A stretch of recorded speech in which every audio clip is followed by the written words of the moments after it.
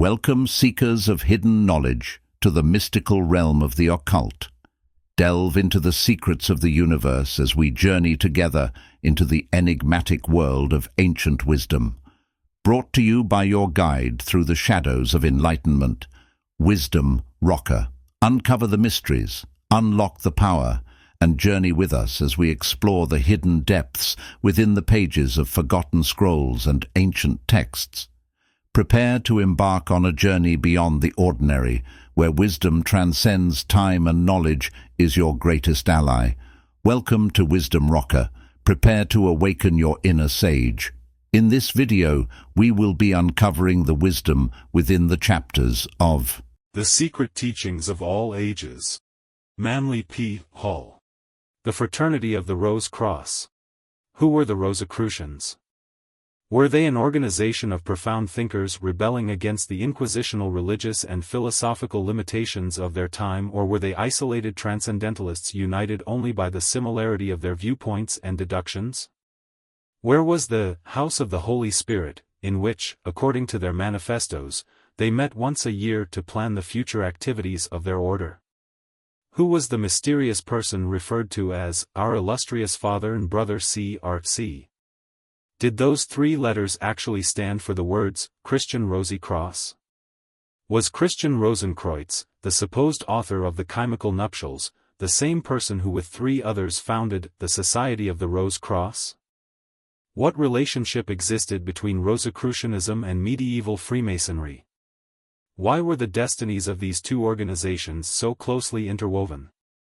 Is the Brotherhood of the Rose Cross the much-sought-after link connecting the Freemasonry of the Middle Ages with the symbolism and mysticism of antiquity, and are its secrets being perpetuated by modern Masonry? Did the original Rosicrucian order disintegrate in the latter part of the 18th century, or does the society still exist as an organization, maintaining the same secrecy for which it was originally famous? What was the true purpose for which the Brotherhood of the Rose Cross was formed? Were the Rosicrucians a religious and philosophic brotherhood, as they claimed to be, or were their avowed tenets a blind to conceal the true object of the fraternity, which possibly was the political control of Europe? These are some of the problems involved in the study of Rosicrucianism. There are four distinct theories regarding the Rosicrucian enigma. Each is the result of a careful consideration of the evidence by scholars who have spent their lives ransacking the archives of Hermetic lore. The conclusions reached demonstrate clearly the inadequacy of the records available concerning the genesis and early activities of the Brethren of the Rose Cross. The first postulate. It is assumed that the Rosicrucian order existed historically in accordance with the description of its foundation and subsequent activities published in its manifesto, the Fama Fraternitatis, which is believed to have been written in the year 1610, but apparently did not appear in print until 1614, although an earlier edition is suspected by some authorities. Intelligent consideration of the origin of Rosicrucianism requires a familiarity with the contents of the first and most important of its documents. The Fama Fraternitatis begins with a reminder to all the world of God's goodness and mercy, and it warns the intelligentsia that their egotism and covetousness cause them to follow after false prophets and to ignore the true knowledge which God in His goodness has revealed to them. Hence, a reformation is necessary, and God has raised up philosophers and sages for this purpose. In order to assist in bringing about the Reformation, a mysterious person called the highly illuminated Father C.R.C., a German by birth, descended of a noble family, but himself a poor man, instituted the secret society of the Rose Cross. C.R.C. was placed in a cloister when only 5 years of age, but later becoming dissatisfied with its educational system, he associated himself with a brother of holy orders who was setting forth on a pilgrimage to the Holy Land. They started out together, but the brother died at Cyprus and C.R.C. continued alone to Damascus. Poor health prevented him from reaching Jerusalem, so he remained at Damascus, studying with the philosophers who dwelt there. While pursuing his studies, he heard of a group of mystics and Kabbalists abiding in the mystic Arabian city of Damkar. Giving up his desire to visit Jerusalem, he arranged with the Arabians for his transportation to Damkar. CRC was but 16 years of age when he arrived at Damkar. He was received as one who had been long expected, a comrade and a friend in philosophy, and was instructed in the secrets of the Arabian adepts. While there, CRC learned the Arabic tongue and translated the sacred book M into Latin, and upon returning to Europe he brought this important volume with him. After studying 3 years in Damkar, CRC departed for the city of Fez, where the Arabian magicians declared further information would be given him. At Fez he was instructed how to communicate with the elementary inhabitants, probably the nature spirits, and these disclosed to him many other great secrets of nature. While the philosophers in Fez were not so great as those in Damkar, the previous experiences of CRC enabled him to distinguish the true from the false and thus add greatly to his store of knowledge. After 2 years in Fez, CRC sailed for Spain, carrying with him many treasures, among them rare plants and animals accumulated during his wanderings. He fondly hoped that the learned men of Europe would receive with gratitude the rare intellectual and material treasures which he had brought for their consideration. Instead he encountered only ridicule, for the so-called wise were afraid to admit their previous ignorance lest their prestige be impaired. At this point in the narrative is an interpolation stating that Paracelsus, while not a member of the Fraternity of the Rose Cross, had read the book M and from a consideration of its contents had secured information which made him the foremost physician of medieval Europe. Tired, but not discouraged, as the result of the fruitlessness of his efforts, CRC returned to Germany, where he built a house in which he could quietly carry on his study and research. He also manufactured a number of rare scientific instruments for research purposes. While he could have made himself famous had he cared to commercialize his knowledge, he preferred the companionship of God to the esteem of men. After 5 years of retirement he decided to renew his struggle for a reformation of the arts and sciences of his day, this time with the aid of a few trusted friends.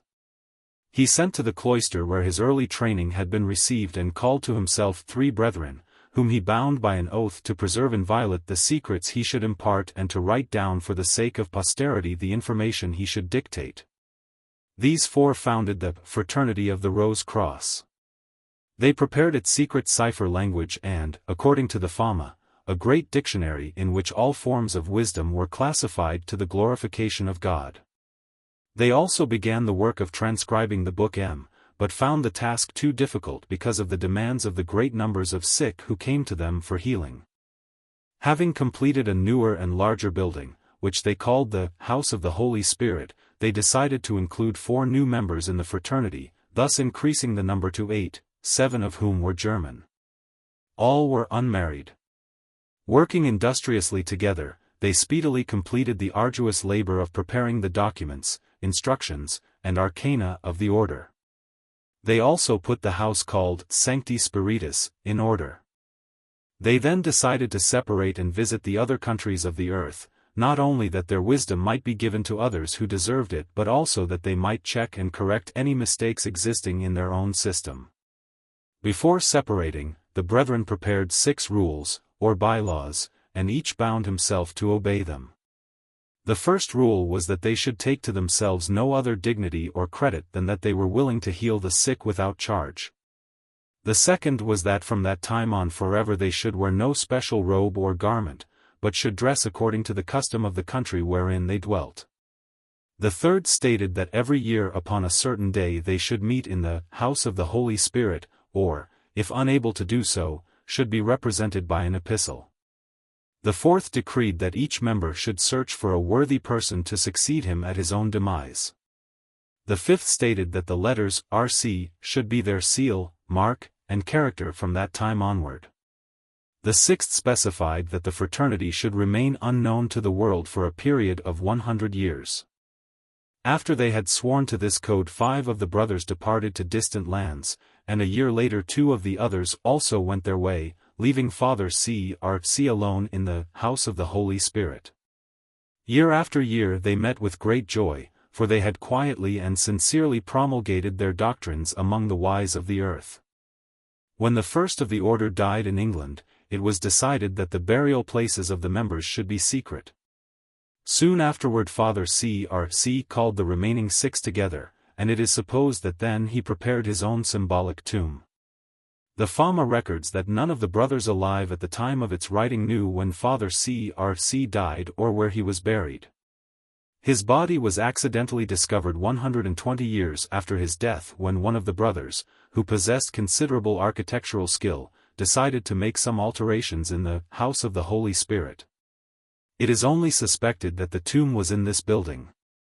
While making his alterations, the brother discovered a memorial tablet upon which were inscribed the names of the early members of the order. This he decided to transfer to a more imposing chapel, for at that time no one knew in what country Father C.R.C. had died, this information having been concealed by the original members. In attempting to remove the memorial tablet, which was held in place by a large nail, some stones and plastering were broken from the wall, disclosing a door concealed in the masonry. The members of the order immediately cleared away the rest of the debris and uncovered the entrance to a vault. Upon the door in large letters were the words, Post centum viginti on nos patebo. This, according to the mystic interpretation of the brethren, meant, in 120 years I shall come forth. The following morning the door was opened and the members entered a vault with 7 sides and 7 corners, each side 5 feet broad and 8 feet high. Although the sun never penetrated this tomb, it was brilliantly illuminated by a mysterious light in the ceiling. In the center was a circular altar, upon which were brass plates engraved with strange characters.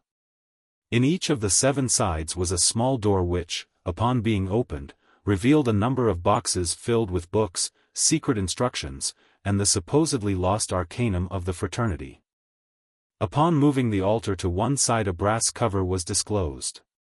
Lifting this revealed a body, presumably that of C.R.C., which, although it had lain there 120 years, was as well preserved as though it had just been interred. It was ornamented and attired in the robes of the order, and in one hand was clasped a mysterious parchment which, next to the Bible, was the most valued possession of the society.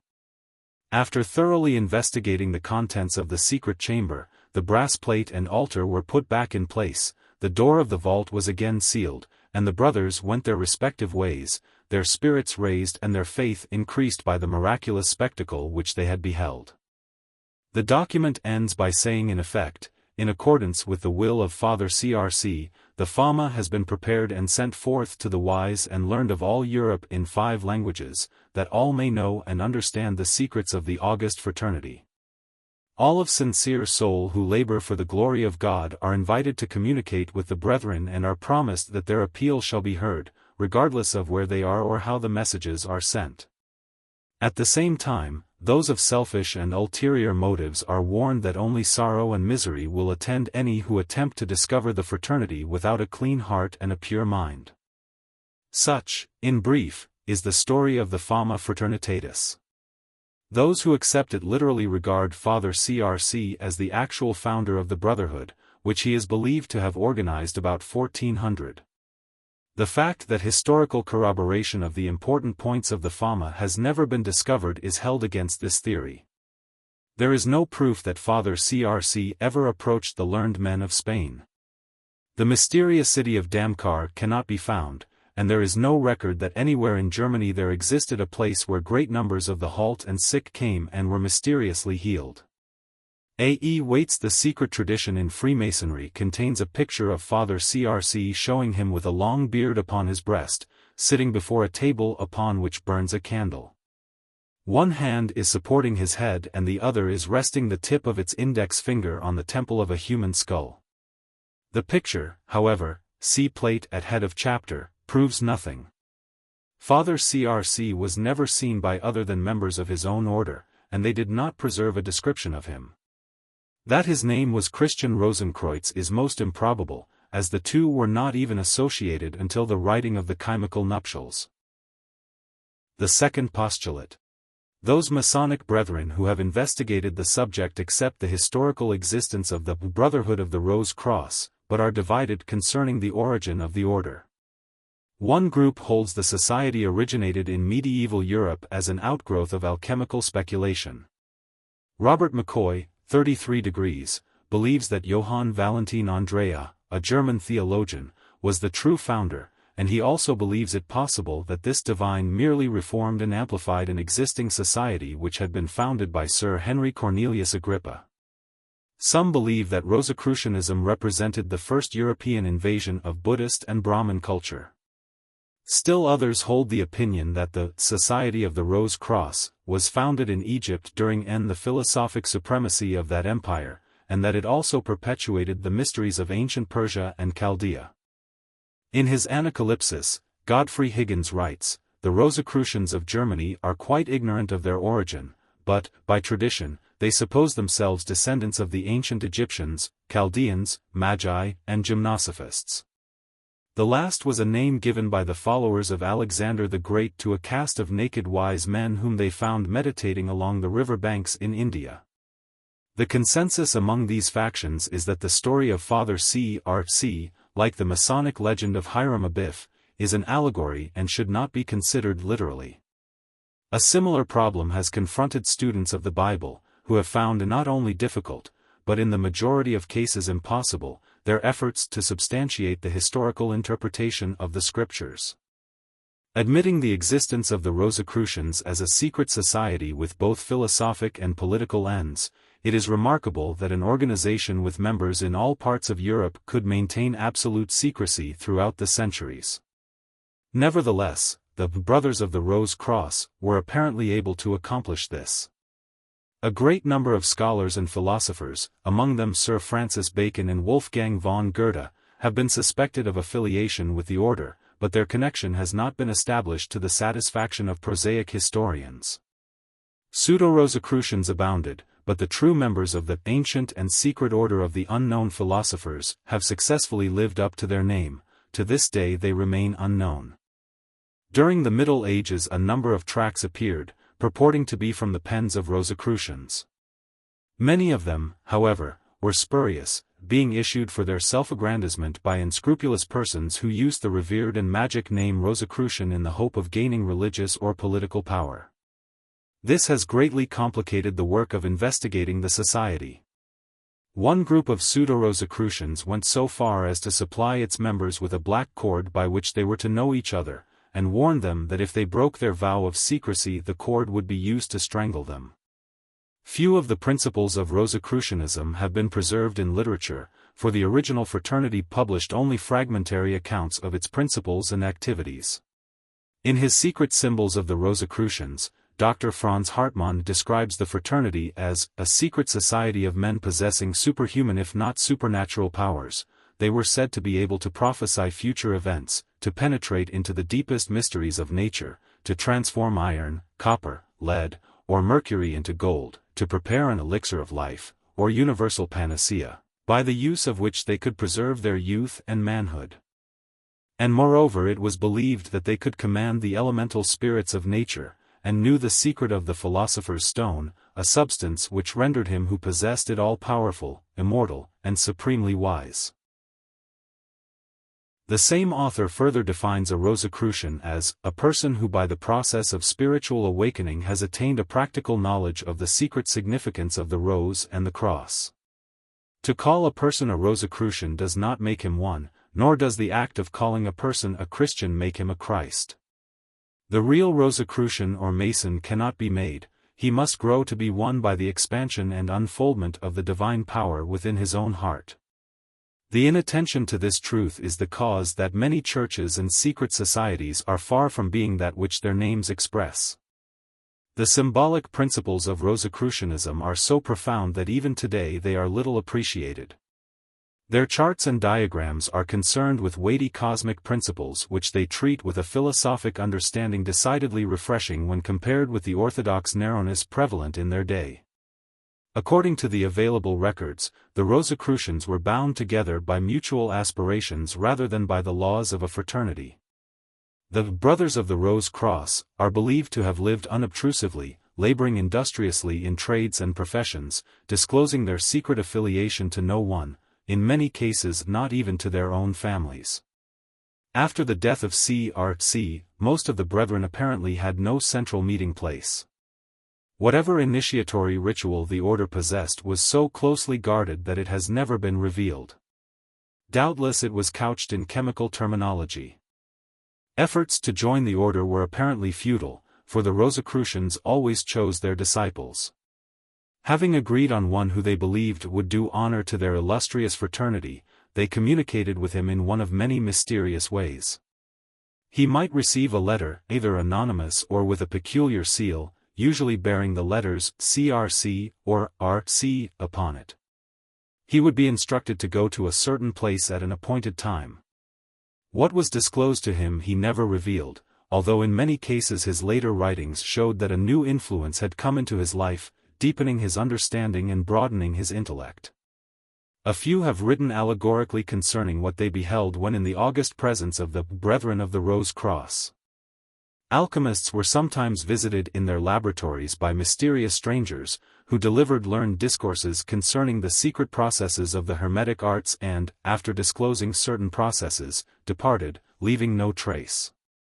Others declared that the Brothers of the Rose Cross communicated with them through dreams and visions, revealing the secrets of hermetic wisdom to them while they were asleep. Having been instructed, the candidate was bound to secrecy not only concerning the chemical formulae which had been disclosed to him but also concerning the method by which he had secured them.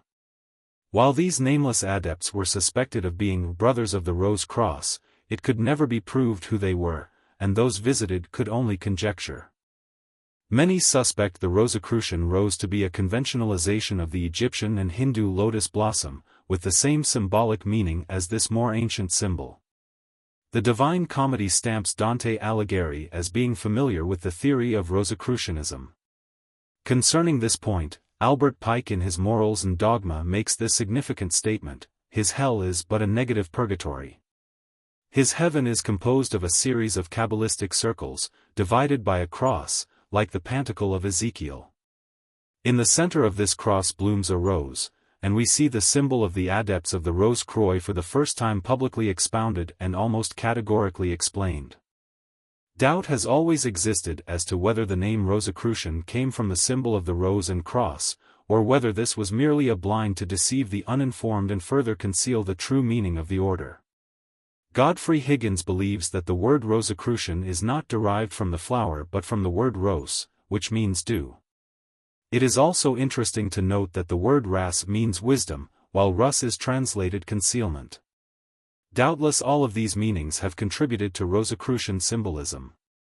A. E. Waite holds with Godfrey Higgins that the process of forming the philosopher's stone with the aid of dew is the secret concealed within the name Rosicrucian. It is possible that the dew referred to is a mysterious substance within the human brain, closely resembling the description given by alchemists of the dew which, falling from heaven, redeemed the earth. The cross is symbolic of the human body, and the two symbols together, the rose on the cross, signify that the soul of man is crucified upon the body, where it is held by 3 nails. It is probable that Rosicrucian symbolism is a perpetuation of the secret tenets of the Egyptian Hermes, and that the Society of Unknown Philosophers is the true link connecting modern Masonry, with its mass of symbols, to ancient Egyptian Hermeticism, the source of that symbolism. In his Doctrine and Literature of the Kabbalah, E. Waite makes this important observation: there are certain indications which point to a possible connection between Masonry and Rosicrucianism, and this, if admitted, would constitute the first link in its connection with the past. The evidence is, however, inconclusive, or at least unextricated. Freemasonry per se, in spite of the affinity with mysticism which I have just mentioned, has never exhibited any mystic character, nor has it a clear notion how it came by its symbols. Many of those connected with the development of Freemasonry were suspected of being Rosicrucians. Some, as in the case of Robert Flood, even wrote defenses of this organization. Frank C. Higgins, a modern Masonic symbolist, writes, Dr. Ashmole, a member of this fraternity, Rosicrucian, is revered by Masons as one of the founders of the first Grand Lodge in London. See Ancient Freemasonry. Elias Ashmole is but one of many intellectual links connecting Rosicrucianism with the genesis of Freemasonry. The Encyclopaedia Britannica notes that Elias Ashmole was initiated into the Freemasonic order in 1646, and further states that he was the first gentleman, or amateur, to be accepted. On this same subject, Pappus, in his Tarot of the Bohemians, has written, "We must not forger that the Rosicrucians were the initiators of Leibniz, and the founders of actual Freemasonry through Ashmole. If the founders of Freemasonry were initiated into the great arcanum of Egypt, and the symbolism of modern Masonry would indicate that such was the case, then it is reasonable to suppose that they secured their information from a society whose existence they admitted and which was duly qualified to teach them these symbols and allegories."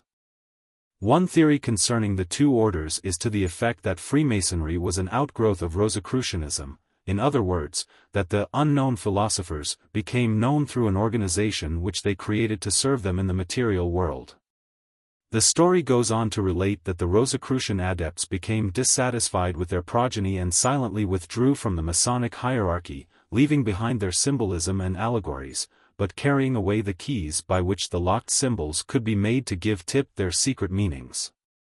Speculators have gone so far as to state that, in their opinion, modern Freemasonry has completely absorbed Rosicrucianism and succeeded it as the world's greatest secret society.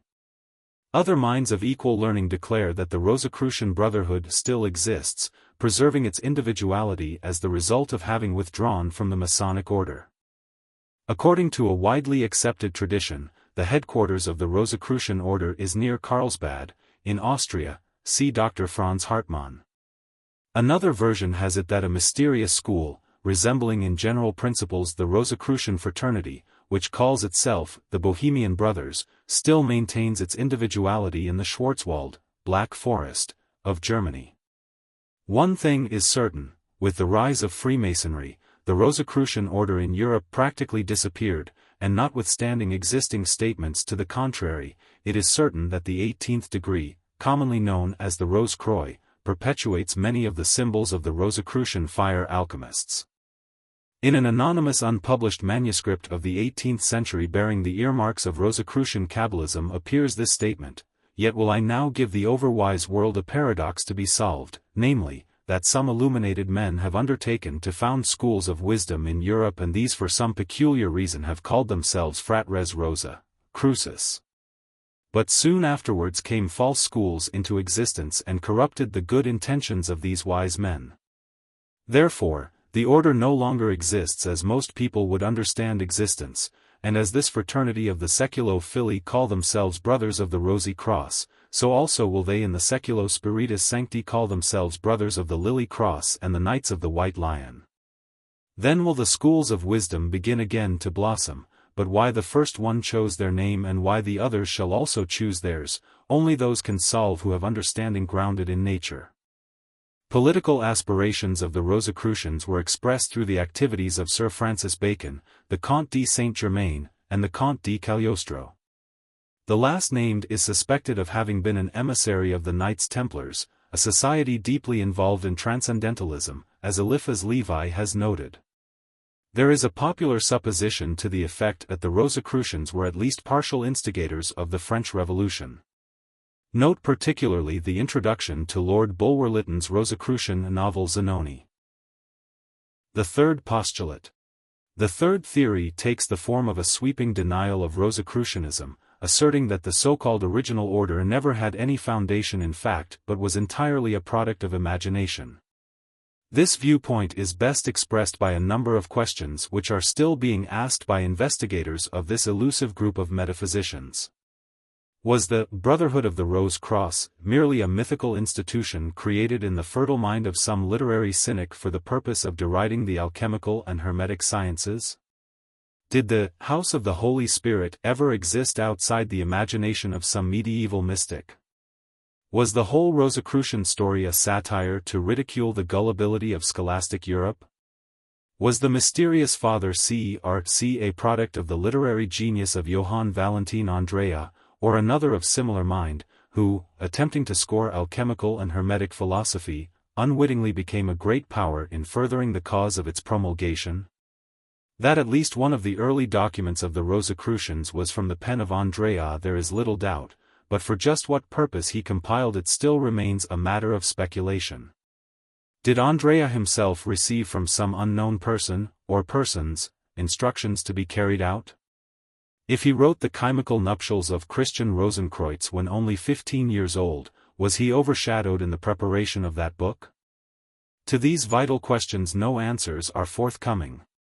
A number of persons accepted the magnificent imposture of Andrea as absolute truth. It is maintained by many that, as a consequence, numerous pseudo-societies sprang up, each asserting that it was the organization concerning which the Fama Fraternitatis and the Confessio Fraternitatis were written. Beyond doubt there are many spurious orders in existence today, but few of them can offer valid claims that their history dates back farther than the beginning of the 19th century. The mystery associated with the Rosicrucian fraternity has resulted in endless controversy. Many able minds, notable among them Eugenius Philolaethes, Michael Meyer, John Hayden, and Robert Flood, defended the concrete existence of the Society of Unknown Philosophers. Others equally qualified have asserted it to be of fraudulent origin and doubtful existence. Eugenius Philolaethes, while dedicating books to the order, and himself writing an extended exposition of its principles, disclaims all personal connection with it. Many others have done likewise. Some are of the opinion that Sir Francis Bacon had a hand in the writing of the Fama and Confessio Fraternitatis, on the basis that the rhetorical style of these works is similar to that of Bacon's New Atlantis.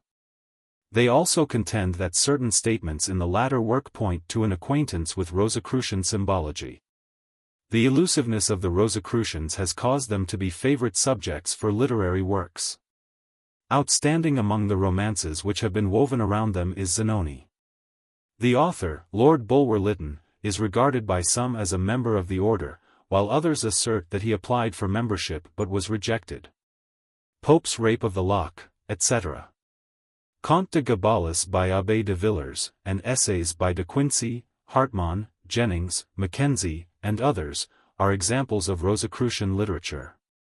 Although the existence of these medieval Rosicrucians is difficult to prove, sufficient evidence is at hand to make it extremely probable that there existed in Germany, and afterwards in France, Italy, England, and other European countries, a secret society of illuminated savants who made contributions of great import to the sum of human knowledge, while maintaining absolute secrecy concerning their personalities and their organization.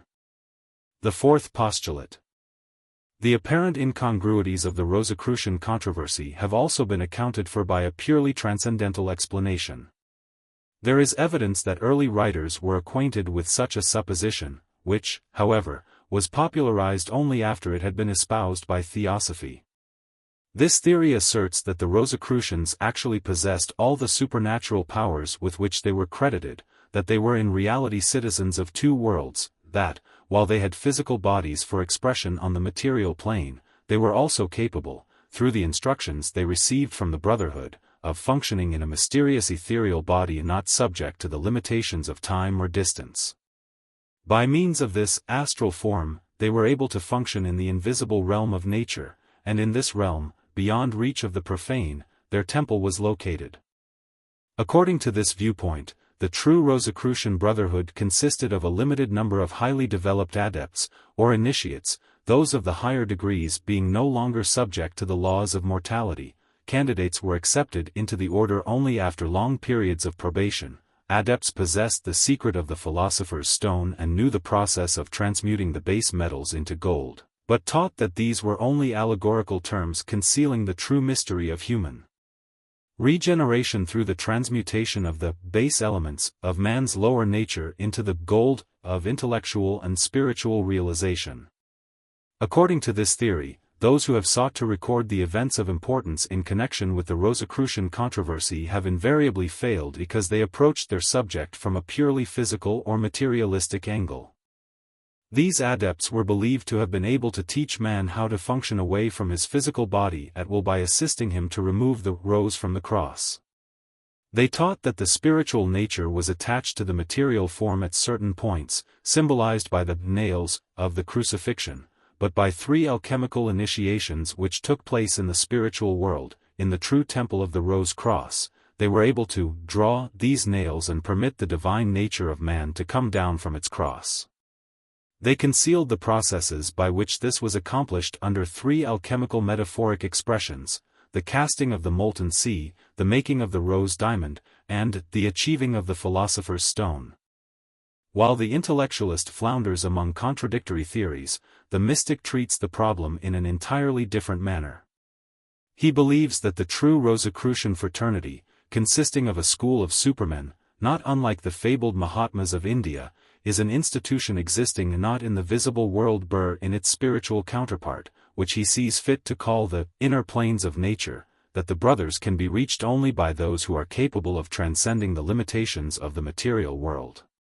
To substantiate their viewpoint, these mystics cite the following significant statement from the Confessio Fraternitatis: 1,000 times the unworthy may clamor, 1,000 times may present themselves, yet God hath commanded our ears that they should hear none of them, and hath so compassed us about with his clouds that unto us, his servants, no violence can be done, wherefore now no longer are we beheld by human eyes, unless they have received strength borrowed from the eagle.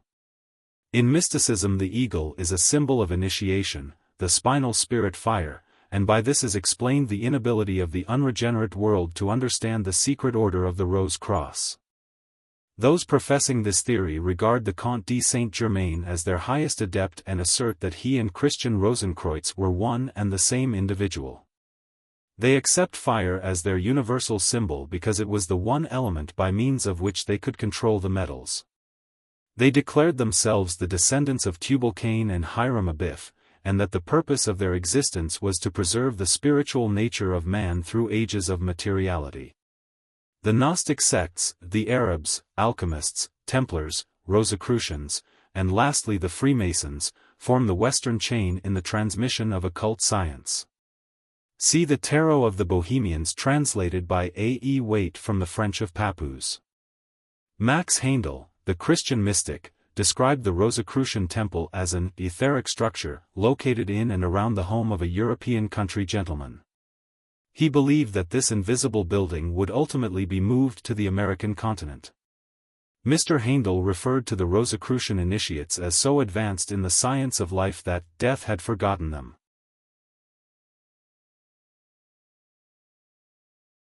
The Crest of Johann Valentin Andrei. From Chemische Hochzeit. The reference to 4 red roses and a white cross in the chemical marriage of Christian Rosenkreuz identified Johann Valentin Andrei as its author, for his family crest, shown above, consisted of 4 red roses and a white cross. The crucified rose. The original symbol of the Rosicrucian fraternity was a hieroglyphic rose crucified upon a cross. The cross was often raised upon a 3-stepped Calvary. Occasionally the symbol of a cross rising from a rose was used in connection with their activities. The Rosicrucian rose was drawn upon the round table of King Arthur, and is the central motif for the links forming the chain from which the great George is suspended among the jewels of the Order of the Garter. Hargrave Jennings suspects this order of having some connection with the Rosicrucians. The Golden and Rosy Cross. From Geheime Figuren der Rosenkreuzer. It is said of this cross that it is made of spiritual gold, and that each brother wears it upon his breast. It bears the alchemical symbols of salt, sulfur, and mercury, also a star of the planets, and around it are the 4 words faith, hope, love, and patience. The double-headed eagle, or phonix, subtly foreshadows the ultimate androgynous state of the human creature. Rosicrucian alchemy was not concerned with metals alone. Man's own body was the alchemical laboratory, and none could reach Rosicrucian adeptship until he had performed the supreme experiment of transmutation by changing the base metals of ignorance into the pure gold of wisdom and understanding. The Rosicrucian rose. From Geheime Figuren der Rosenkreuzer. The rose is a Ionic symbol associated with generation, fecundity, and purity. The fact that flowers blossom by unfolding has caused them to be chosen as symbolic of spiritual unfoldment. The red color of the rose refers to the blood of Christ, and the golden heart concealed within the midst of the flower corresponds to the spiritual gold concealed within the human nature. The number of its petals being 10 is also a subtle reminder of the perfect Pythagorean number. The rose symbolizes the heart, and the heart has always been accepted by Christians as emblematic of the virtues of love and compassion, as well as of the nature of Christ, the personification of these virtues. The rose as a religious emblem is of great antiquity. It was accepted by the Greeks as the symbol of the sunrise, or of the coming of dawn. In his metamorphosis, or golden ass, Apuleius, turned into a donkey because of his foolishness, regained his human shape by eating a sacred rose given to him by the Egyptian priests. The presence of a hieroglyphic rose upon the escutcheon of Martin Luther has been the basis of much speculation as to whether any connection existed between his Reformation and the secret activities of the Rose Cross. Thanks for watching the Wisdom Rocker. Don't forget to like, comment, and share.